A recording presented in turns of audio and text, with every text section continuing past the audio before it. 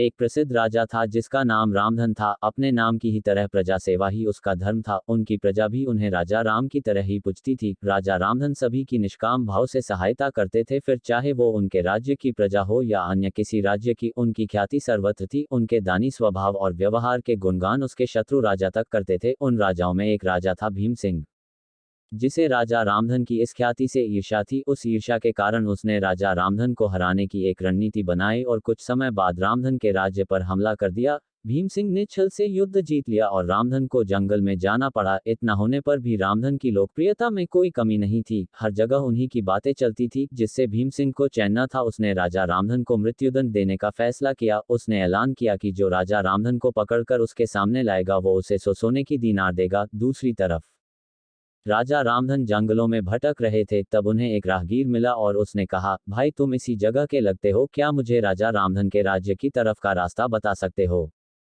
राजा रामधन ने पूछा, तुम्हें क्या काम है राजा से?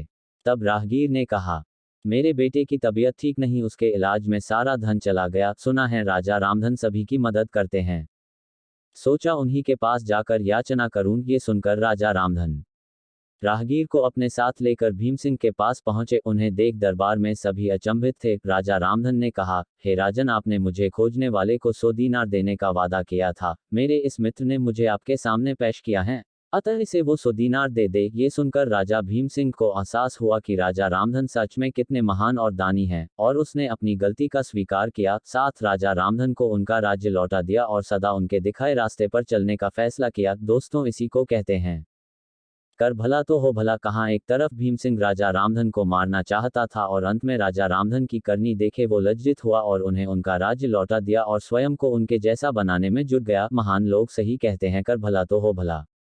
रामधन की करनी का ही फल था जो वो हारने के बाद भी जीत गया। उसने जिस तरह सभी की मदद की, उसकी मदद अंत में उसी के काम आई। इसलिए कहते हैं मनुष्य को अपने कर्मों का ख्याल करना चाहिए। अगर आप अच्छा करोगे तो अच्छा ही मिलेगा। माना कि कष्ट होता है लेकिन अंत सदैव अच्छा होता है। कर भला तो हो भला। ये कहानी आपको कैसी लगी?